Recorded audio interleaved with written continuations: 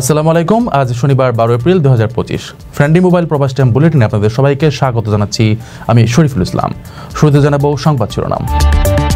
ওমানের মধ্যস্থতায় মাস্কাটে ইরান যুক্তরাষ্ট্র আলোচনা শুরু, চুক্তি না হলে মধ্যপ্রাচ্যে যুদ্ধ শুরুর আশঙ্কা। ওমানের জাতীয় স্বার্থ পরিপন্থী কর্মকাণ্ডের অভিযোগ, কঠোর শাস্তির মুখোমুখি এক ব্যক্তি।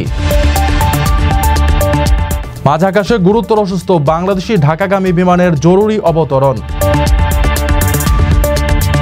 বেপরোয়া চালকদের জরিমানা বাড়ালো আমিরাত, রাস্তাতেই করা যাবে গ্রেফতার। মাদককাণ্ড এবং অবৈধভাবে বসবাসের অভিযোগ, মালয়েশিয়ায় বহু বাংলাদেশি গ্রেফতার। দর্শক দেখছিলেন শিরোনাম, এবার পুরো খবর। ওমানের সেরা রেট দিচ্ছে বাংলাদেশি প্রতিষ্ঠান গালফ এক্সচেঞ্জ। প্রিয়জনকে টাকা পাঠাতে আজই আসুন আমাদের যে কোনো ব্রাঞ্চে অথবা কল করুন স্ক্রিনে দেয়া নাম্বারে। গালফ এক্সচেঞ্জ, বাংলাদেশিদের প্রিয় এক্সচেঞ্জ।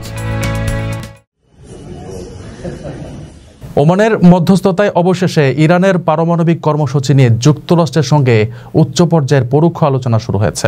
শনিবার দুপুরের পর মাস্কাটের একটি ভেন্যুতে তেহরানের দ্রুত অগ্রসরমান পারমাণবিক কর্মসূচির বিষয়ে একটি সিদ্ধান্ত পৌঁছাতে আলোচনা শুরু হয়। ইরানের পক্ষ থেকে প্রতিনিধি দলের নেতৃত্ব দিচ্ছেন পররাষ্ট্রমন্ত্রী আব্বাস আরাকচি। অপরদিকে যুক্তরাষ্ট্রের প্রতিনিধি দলের আলোচনা পরিচালনা করছেন প্রেসিডেন্ট ট্রাম্পের মধ্যপ্রাচ্য বিষয়ক দূত স্টিভ উইটকফ। গোটা আলোচনার মধ্যস্থতা করছেন ওমানের পররাষ্ট্রমন্ত্রী বদর আল বুসাইরি। এর আগে শনিবার সকালের দিকে ইরানি সংবাদ মাধ্যমগুলো জানায়, ইরান ও যুক্তরাষ্ট্রের প্রতিনিধি দল প্রায় কাছাকাছি সময়ে ওমানের রাজধানী মাস্কাটে পৌঁছায়। ইরানের সর্বোচ্চ নেতা আয়াতুল্লাহ আলী খামেনি পররাষ্ট্রমন্ত্রী আব্বাস আরাকচিকে আলোচনার জন্য পূর্ণ ক্ষমতা দিয়েছেন। এদিকে এই আলোচনায় যদি কোনো চুক্তি না হয় তাহলে সামরিক পদক্ষেপ নেওয়ার হুমকি দিয়েছেন মার্কিন প্রেসিডেন্ট ডোনাল্ড ট্রাম্প। আর সতর্কতার সাথে আলোচনার প্রস্তুতি নিয়ে আগাচ্ছে ইরান। দেশটির সন্দেহ ট্রাম্পকে নিয়ে, তিনি ইরান পারমাণবিক কর্মসূচি বন্ধ না করলে বারবার বোমা হামলার হুমকি দিয়ে চলেছেন। ইরান ও যুক্তরাষ্ট্র 2 দশকেরও বেশি সময় ধরে চলমান বিরোধের কারণে পরস্পর থেকে অনেক দূরে সরে গেছে। এই আলোচনা ব্যর্থ হলে মধ্যপ্রাচ্যে উত্তেজনায় আশঙ্কা বাড়বে। আগেই মার্কিন ঘাঁটি রয়েছে এমন প্রতিবেশী দেশগুলোকে ইরান সতর্ক করে জানিয়েছে, ইরানের ওপর মার্কিন সামরিক হামলায় জড়িত থাকলে তাদের কঠোর পরিণতি ভোগ করতে হবে। আপনার স্বপ্নগুলো আকাশ ছুবে প্রবাসীর হেলিকপ্টারের মাধ্যমে। বিয়ে, জন্মদিন অথবা যে কোনো বিশেষ প্রয়োজনে হেলিকপ্টার ভাড়া করতে যোগাযোগ করুন স্ক্রিনে দেয়া নাম্বারে। প্রবাসীর হেলিকপ্টার, নিরাপদ ও সাশ্রয়ী বাহনের বিশ্বস্ত নাম। ওমানে বেআইনি সমাবেশে অংশগ্রহণ এবং অপপ্রচারের দায়ে এক ব্যক্তি কঠোর শাস্তির মুখোমুখি হয়েছেন। দণ্ডিত ব্যক্তির নাম তালাল বিন আহমেদ বিন আলী। বৃহস্পতিবার মাস্কাটের প্রাইমারি কোর্ট তাকে অপরাধী সাব্যস্ত করে কারাদণ্ড এবং জরিমানার সাজা প্রদান করেন। পাবলিক প্রসিকিউশনের বর্ণনা অনুযায়ী তালাল বেআইনি সমাবেশে অংশগ্রহণ এবং ওমানের মর্যাদা ক্ষুণ্ণ করে এমন সংবাদ ও বিবৃতি প্রচারে অভিযুক্ত ছিলেন। গণমাধ্যমের হাতে আসা বিবৃতি থেকে জানা যায়, অভিযুক্তকে প্রথম অপরাধের জন্য 1 বছরের কারাদণ্ড এবং 500 ওমানি রিয়াল জরিমানা করা হয়েছে। এছাড়াও রাষ্ট্রীয় মর্যাদার জন্য হুমকি স্বরূপ গুজব প্রচারের জন্য তাকে আরও 1 বছরের কারাদণ্ড দেওয়া হয়েছে। আদালতের আদেশে তিনি 2টি সাজা একই সাথে ভোগ করবেন এবং জরিমানার রায়ও কার্যকর হবে। অভিযোগ ওঠার পর মামলাটি পাবলিক প্রসিকিউশনের তদন্তের মাধ্যমে শুরু হয়, যা শেষ হয় চলতি মাসের 7 তারিখে। সকল প্রমাণ ও সাক্ষ্য গ্রহণের পর তালাল বিন আহমেদের অপরাধে জড়িত থাকার বিষয়টি নিশ্চিত হন আদালত। রায় ঘোষণার পর সাজা কার্যকর হয়েছে। এই ঘটনার মধ্য দিয়ে মিছিল, মিটিং, অপপ্রচার সহ জনশৃঙ্খলা এবং রাষ্ট্র নিরাপত্তার জন্য হুমকি স্বরূপ কর্মকাণ্ডগুলোকে ওমান কতটা শক্ত হাতে দমন করে তাই প্রমাণিত হলো। রেমিটেন্স যোদ্ধাদের ঢাকায় বিশেষ ছাড়ে রেডি ফ্ল্যাট দিচ্ছে শতভাগ বিশ্বস্ত ও নির্ভরযোগ্য প্রতিষ্ঠান প্রবাসীর সিটি। মাঝ আকাশে বাংলাদেশি এক নারী গুরুতর অসুস্থ হয়ে পড়ায় ঢাকাগামী একটি বিমান পাকিস্তানে জরুরি অবতরণ করেছে। শুক্রবার এই ঘটনা ঘটে। পাকিস্তানের সংবাদ মাধ্যম দ্য ডনের এক প্রতিবেদনে বলা হয়েছে, দুবাই থেকে ঢাকাগামী ফ্লাই দুবাইয়ের একটি বাণিজ্যিক বিমান শুক্রবার ভোরে করাচির জিন্না আন্তর্জাতিক বিমানবন্দরে অবতরণ করে। বিমানে থাকা এক বাংলাদেশি নারীর স্বাস্থ্যের অবনতি ঘটলে এই জরুরি অবতরণ করা হয়।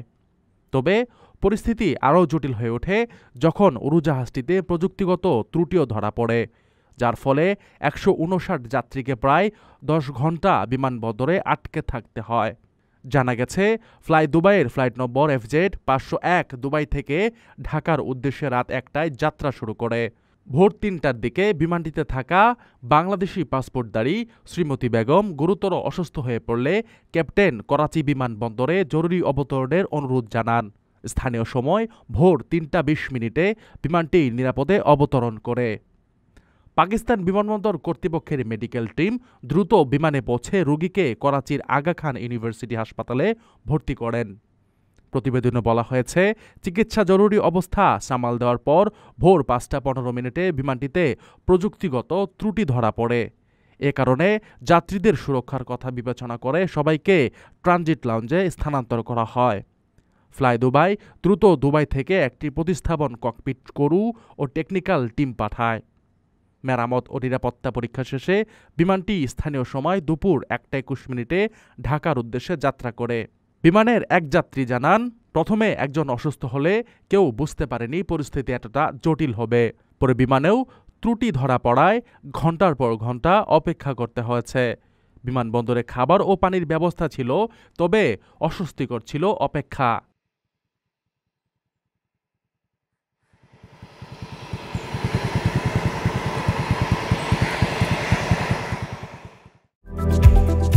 আকর্ষণীয় রেট ও দারুণ সব ডাটা বান্ডেল পেতে আজই ব্যবহার করুন ফ্রেন্ডলি সিম।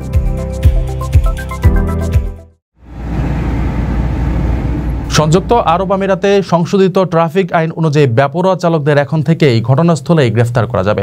পাশাপাশি জরিমানা বাড়িয়ে ১ লাখ দিরহাম পর্যন্ত করা হয়েছে। দেশটির স্বরাষ্ট্র মন্ত্রণালয় জানিয়েছে, আমিরাতে ট্রাফিক আইনের সাম্প্রতিক এই আপডেটগুলো সড়ক নিরাপত্তা বাড়ানোর জন্য তৈরি করা হয়েছে। বিশেষ করে বেপরোয়া গতিতে গাড়ি চালানো রোধ করার ওপর জোর দিচ্ছেন তারা। মার্চের শেষে কার্যকর হওয়ার নতুন সংশোধনীতে আইন লঙ্ঘনকারীদের জন্য কঠোর শাস্তির ব্যবস্থা রাখা হয়েছে। এসব সংস্কারকে সড়কে দুর্ঘটনা ও প্রাণহানি কমানোর জন্য আমিরাত সরকারের প্রতিশ্রুতির বাস্তবায়ন বলেই দেখা হচ্ছে। স্বরাষ্ট্র মন্ত্রণালয়ের তথ্য অনুযায়ী সংযুক্ত আরব আমিরাতের ট্রাফিক বিভাগগুলো ২০২৪ সালে অনিরাপদভাবে গাড়ি চালানোর ৪,২৯১টি ঘটনা নথিবদ্ধ করেছে, যার মধ্যে সবচেয়ে বেশি ঘটনা ঘটেছে দুবাইতে, তারপরে আবুধাবি, শারজাহ এবং অন্যান্য অঞ্চলের অবস্থান।